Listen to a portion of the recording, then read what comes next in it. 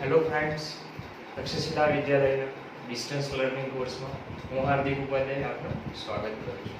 તો મિત્રો, લાસ્ટ લેક્ચરની અંદર આપણે વિદ્યુત ક્ષેત્ર વિશે આપણે ભણ્યા હતા, બરાબર છે? એના અમુક એક્ઝામ્પલ્સ આપણે જોયા હતા.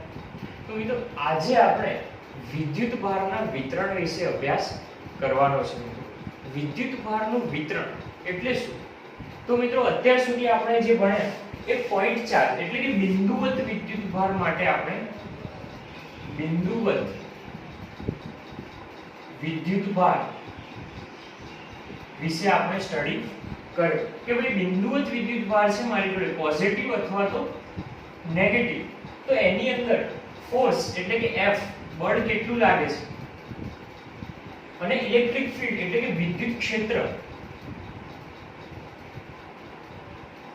E કેટલું લાગે છે એના વિશે આપણે અભ્યાસ કર્યો કે એક જ વિદ્યુત ભાર હોય મિત્રો મારી પાસે આ પ્લસ Q એક જ વિદ્યુત ભાર છે, તો એ વિદ્યુત ભાર દ્વારા કોઈ બિંદુ પર કોઈ P બિંદુ પર આપણને કેટલું બળ અથવા તો કેટલું ઇલેક્ટ્રિક ફીલ્ડ કે વિદ્યુત ક્ષેત્ર લાગતું હશે એના વિશે આપણે અભ્યાસ કર્યો મિત્રો.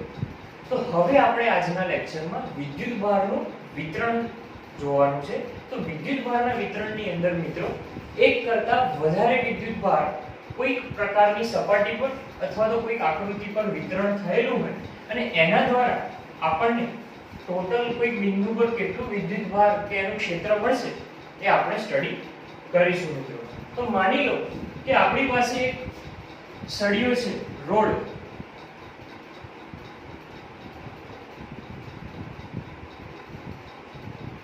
આ એક સળિયો છે અને એ સળિયા ઉપર આપણે દરેક જગ્યા પર પોઝિટિવ ધન વિદ્યુત ભારનું વિતરણ થયેલું છે મિત્રો.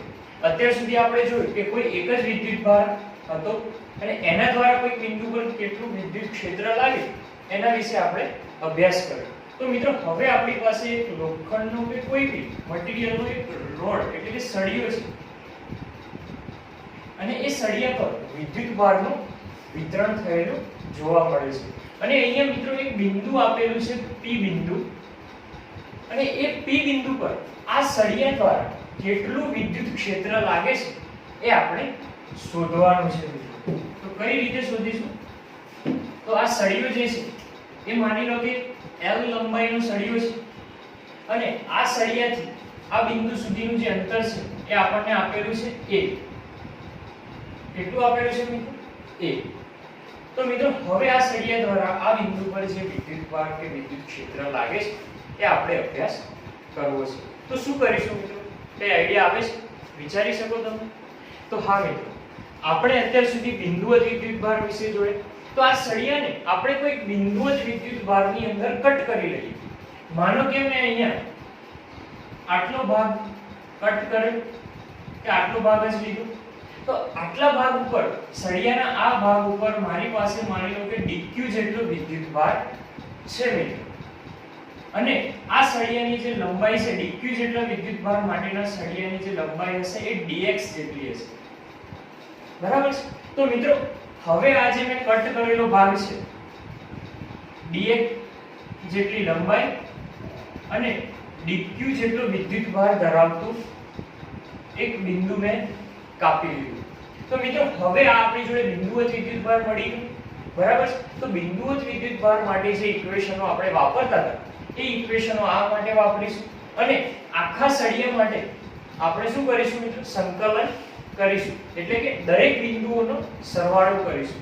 સંકલન વિશે તો તમને ખ્યાલ જ હશે મિત્રો, બરાબર છે? તો એક બિંદુ માટે આપણે વિદ્યુત ભાર કે વિદ્યુત ક્ષેત્ર શોધીશું અને દરેક બિંદુ સળિયાના દરેક બિંદુ માટે આપણે એનો સરવાળો સંકલન લઈશું. તો આપણને મિત્રો ટોટલ સળિયા દ્વારા આ બિંદુ પર કેટલો વિદ્યુત ક્ષેત્ર લાગતું હશે એની માહિતી મળી જશે મિત્રો. તો મિત્રો, આ જે આપણે કટ લીધું તો એના માટે હું વિદ્યુત ક્ષેત્રનું ઇક્વેશન DE શું લખી શકું મિત્રો? K dq/r², બરાબર છે? તો મિત્રો, હવે આ જે કટ બિંદુ લીધું આપણે ત્યાંથી આ બિંદુ સુધીનું અંતર હું માની લો કે x છે. કેટલું છે? x જેટલું છે. તો મિત્રો, r ની જગ્યાએ હું અહીંયા x² લખી શકું. x² લખી શકું. તો મિત્રો આ ઇક્વેશનની મદદથી મને આ બિંદુવત વિદ્યુતભાર આપણે જે કટ કર્યો સળિયા પરથી એના દ્વારા આ P બિંદુ પર કેટલું વિદ્યુત ક્ષેત્ર લાગતું હશે એની માહિતી મળી જાય મિત્રો. તો હવે મિત્રો આખા સળિયા દ્વારા આપણે શોધવું હોય તો આ જે E જે છે એનું આપણે સંકલન લઈશું અહીંયાથી અહીંયા સુધી તો આપણને આખા સળિયા દ્વારા આ બિંદુ પર લાગતું વિદ્યુત ક્ષેત્ર મળી જશે. તો મિત્રો E net એટલે કે total electric field is equals to હું શું લખી શકું ઇન્ટિગ્રેશન ઓવર dE. બરાબર છે. આ dE નું હું શું કરીશ સંકલન લઈશ તો હું લખી શકું અહીંયા integration over k dq upon x². બરાબર છે.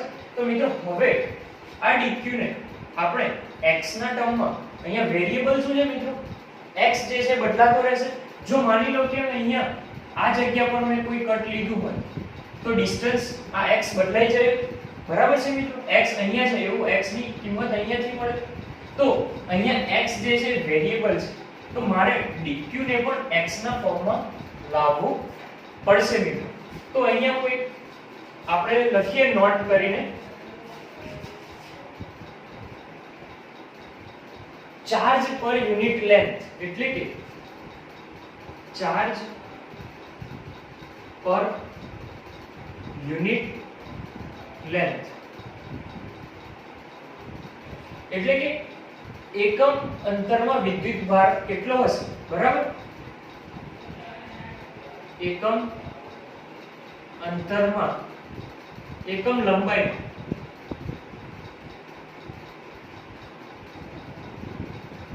આવેલા વિદ્યુત ભાર એટલે કે હું એને લેમ્બડા કહી દઉં. બરાબર છે.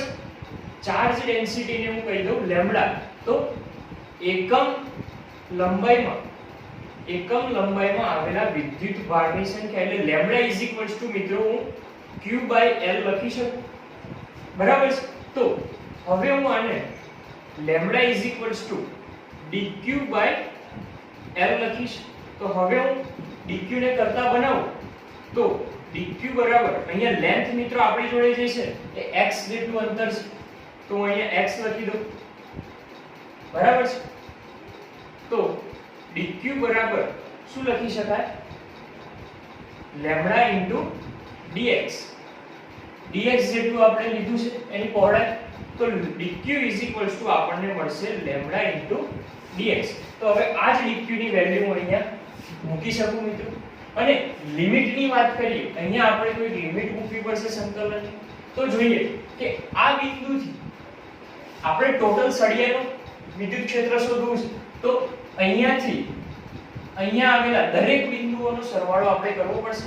તો મિત્રો આ બિંદુથી આ જગ્યા પર a ડિસ્ટન્સ છે તો પહેલી લિમિટ આપણે a લખી શકીએ.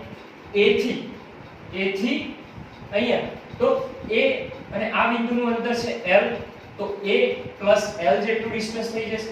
તો p બિંદુથી હું અહીંયા નામ આપી દઉં a અને b. તો મિત્રો p બિંદુથી b સુધીનું અંતર કેટલું થશે a જેટલું અને p બિંદુથી a બિંદુ સુધીનું અંતર શું થશે a l થશે મિત્રો. બરાબર છે.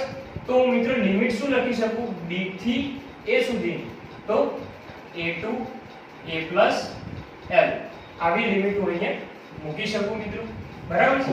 તો હવે હું અહીંયા કોન્સ્ટન્ટ ટર્મ જે હશે આ મિત્રો સાઈડમાં લખી લેજો. બહુ જ અગત્યનું છે. તમારે થિયરીમાં પણ આ લખવું પડશે. બરાબર છે. k ને હું કોમન આઉટ કાઢી લઉં કોન્સ્ટન્ટ ટર્મ છે એટલા માટે. તો અહીંયા a થી a l dq upon x². પણ મિત્રો હવે dq ની જગ્યા પર હું લેમ્બડા ઇન્ટુ dx લખી શકું. તો dq ની જગ્યા પર હું અહીંયા લેમ્બડા ઇન્ટુ dx લખી શકું. હવે લેમ્બડા પણ મિત્રો કોન્સ્ટન્ટ છે તો k લેમ્બડા ઇન્ટુ a થી a l dx upon x². તો મિત્રો હવે આને મારે લખવું હોય તો હું આવી રીતે લખી શકું 1 upon x² into dx બરાબર? તો મિત્રો 1/x² નું સંકલન શું થશે? અહીંયા હું લખું સાઈડ 1/x² નું સંકલન, બરાબર છે? તો આપણે લખી શકીએ x⁻² લખી શકીએ, છેદમાં છે તેને અંશમાં લઈએ તો -2 લખી શકું, બરાબર? અને સંકલનનો નિયમ આપણને ખબર છે, ઘાતની સાથે આપણે +1 કરીએ છીએ ભાગ્યા -2 +1 થશે, બરાબર? સંકલનનો નિયમ ખબર જ છે. તો માઈનસ પ્લસ માઈનસ, તો x⁻1 upon -1, તો અહીંયા આપણને મળશે -1/x. 1/x² નું સંકલન મિત્રો શું થશે? -1/x. કારણ કે આ x ની -1 ઘાત છે તો પ્લસ કરવી હોય તો એને છેદમાં લઈ જવી પડશે, તો એને છેદમાં લઈએ અને આ જે માઈનસ હતું એ માઈનસ આપણે અહીંયા મૂકી શકીએ. તો મિત્રો x² ના સંકલનની જગ્યાએ આપણે અહીંયા સીધું જ લખી શકીએ કે k લેમ્બડા ઇન્ટુ 1/x² ની જગ્યાએ -1/x, અને આપણી લિમિટ છે a થી a પ્લસ l સુધી, બરાબર છે? તો હવે મિત્રો આપણે આ લિમિટને x ની જગ્યા પર મૂકીશું તો આપણને મળશે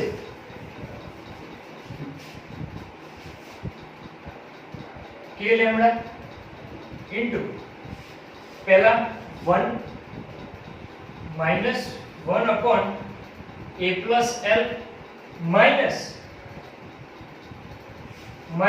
અને આ પણ માઈનસ છે મિત્રો, એટલે ફરી હું માઈનસ કરું, કૌંસમાં લખું કે -1 upon a, આવું કંઈક લખી શકાશે, બરાબર? તો ફાઇનલી આપણે જોઈએ તો k lambda into 1 upon -l, minus મિત્રો પ્લસ થઈ જશે, તો 1 upon a, બ્રેકેટ કાઢી નાખો, બરાબર? તો ફાઇનલી હું આને લખી શકું k lambda into 1 upon a minus 1 upon a plus l. તો મિત્રો આ જે આપણને મળશે એ e નેટ મળશે.